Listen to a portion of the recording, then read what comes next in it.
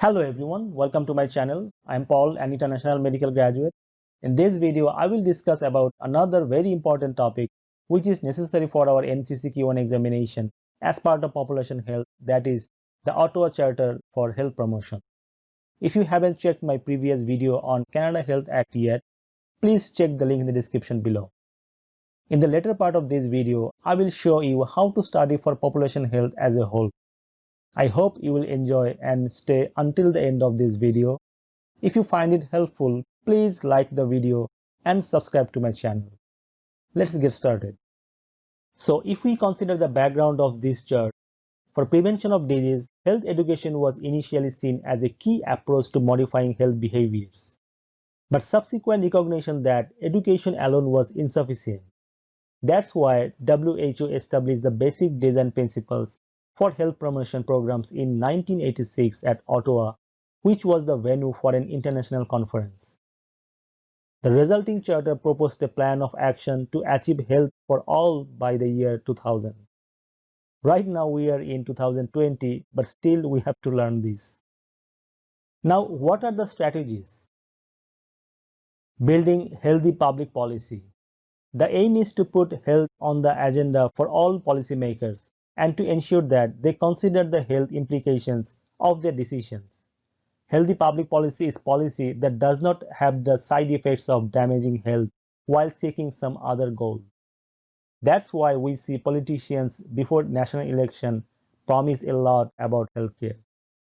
Creating supportive environments. The emphasis on environment reflects an awareness of the impact of natural, built, and social environments on health, and proposes a socio-ecological approach to health. Strengthening community action.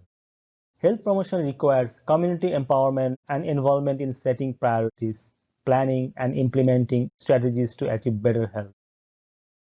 Developing personal skills.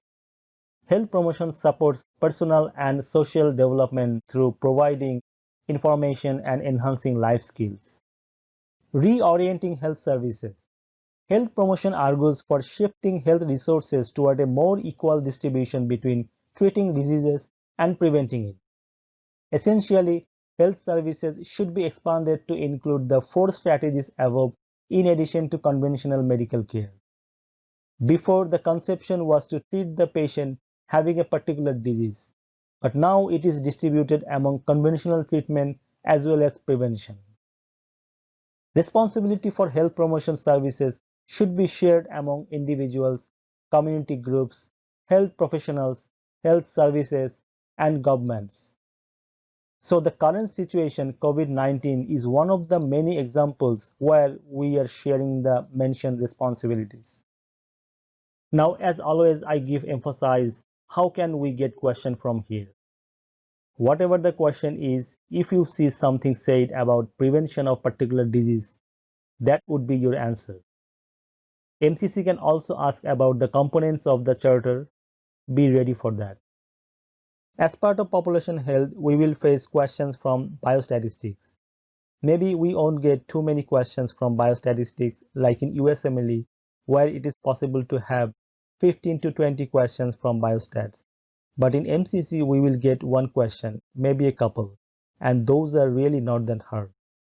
If we can go through all the formulas and calculations like sensitivity, specificity, positive predictive value, negative predictive value, incident rate, prevalence rate, and other rates, we are good to go. The Association of Faculties of Medicine of Canada, AFMC Primer on Population Health. This is the main website that you need to go through if you want to do well in population health. You can check the link in the description below. So once you click the link, this will pop up. If we scroll down, you will see a list of topics here. And at the end of each topic, you will see self-test questions. It is very important. At the end of every topic, there is self-test questions. We can go through one of the self-test questions. Let's say infectious disease control, and I see self-test questions. If I click this will pop up and it shows 3 questions, 1, 2, and 3. The first question, it says list the steps of outbreak control. So they will give a scenario of a particular disease and ask, as a public health officer, what is your best next step of management?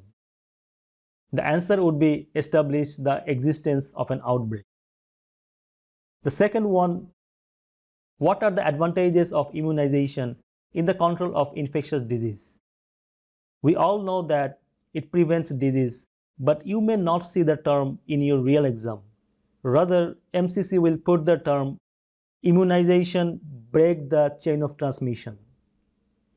And the third one, a hospital patient has contracted Clostridium difficile. What precautions should be taken?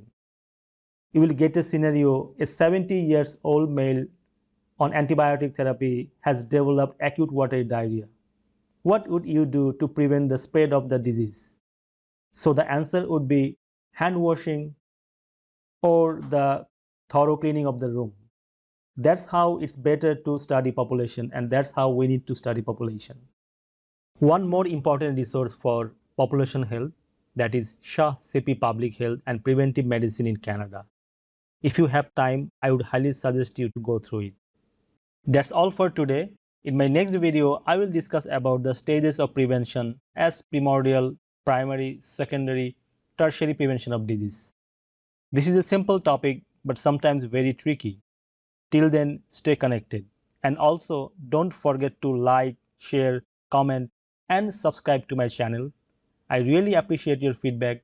Thank you so much for watching.